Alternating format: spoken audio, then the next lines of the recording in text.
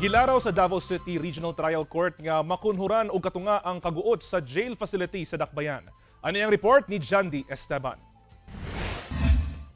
Gibutyag sa Davao City Regional Trial Court nga mas niguot na ang jail facility sa syudad. Busa target ni ini nga mapaubsan og 50% ang kaguot sa jail facility pinaagi sa mas paspas nga paghikay sa mga kaso. Mas paspasan sabdaw ang pagsuta kung eligible ba alang sa parole, probation o ang pagbuhi na sa piniriso aron malikayan ang ilahang pagtapunog sa mga prisuhan. We have a lot of activities in store for the detainees, especially the persons deprived of liberties, so that at the end of the 2024, maybe we could somehow ease the congestion of jail facilities. First on the list is the amendments of the rules on criminal procedure. Sa tala sa BJMP 11, ang Davao City Jail ana-ana sa 498% nga congested.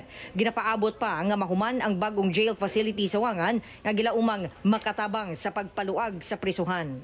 Doon na kini upat ka andana og 224 ka jail cells that can accommodate more than 5,000 inmates. Dako kini og matabang sa pagdecongest sa existing jail facilities nato diri sa syudad tungod sa kadako kalapat niini. Samtang welcome alang kang Executive Judge Fuentes ang plano sa Department of Justice nga i-review ug amyendahan ang Republic Act 9165 on Comprehensive Dangerous Drugs Act. That's a welcome development, no? If they will push through with the development, because as you can see, most of the cases filed here are drug cases. So that is why if there's such a move from the DOJ, then we welcome it. Kauban si Jojo Solarte sa kamera. Ako si Jandy Esteban para sa At Home with GMA Regional TV.